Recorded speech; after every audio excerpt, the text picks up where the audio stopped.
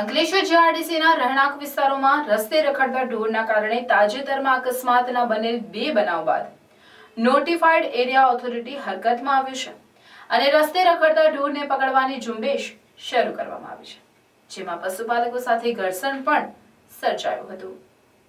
અંકલેશ્વર ઔદ્યોગિક વસાહતના રહેણાંક વિસ્તારોમાં રખડતા પશુઓનો ત્રાસ જોવા મળી રહ્યો છે। તાજેતરમાં જ રખડતા ઢોરના કારણે અકસ્માતના 2 બનાવ સામે આવ્યા હતા, જેમાં એક વૃદ્ધને ઈજા પહોંચી હતી તો બીજી તરફ રખડતા ઢોર સાથે બાઇક ભટકાતા એક વ્યક્તિનું મોત નીપજ્યું હતું।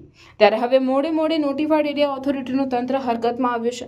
અંકલેશ્વર નોટિફાઈડ એરિયા ઓથોરિટી દ્વારા આજથી અંકલેશ્વર ઔદ્યોગિક વસાહતના રહેણાંક વિસ્તારોમાં રખડતા ઢોર પકડવાની ઝુંબેશ શરૂ કરવામાં આવી છે।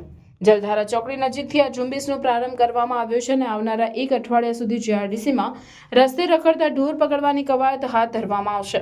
સાથે જ ઢોરના માલિકો સામે દંડનીય કાર્યવાહી પણ કરવામાં આવશે। ત્યારે અંકલેશ્વર જીઆરડીસીમાંથી રસ્તે રખડતા ઢોરનો ત્રાસ દૂર થાય તે અત્યંત જરૂરી છે।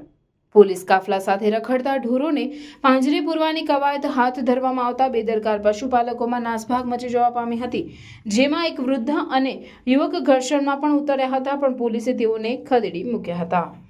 આજ રોજ નોટિફાઈડ અંકલેશ્વર દ્વારા હાઉસિંગ વિસ્તારમાં અને જીઆઈડીસીમાં જે રખડતા ઢોરનો ત્રાસ હતો તે અનુસંધાને નોટિફાઈડ દ્વારા અને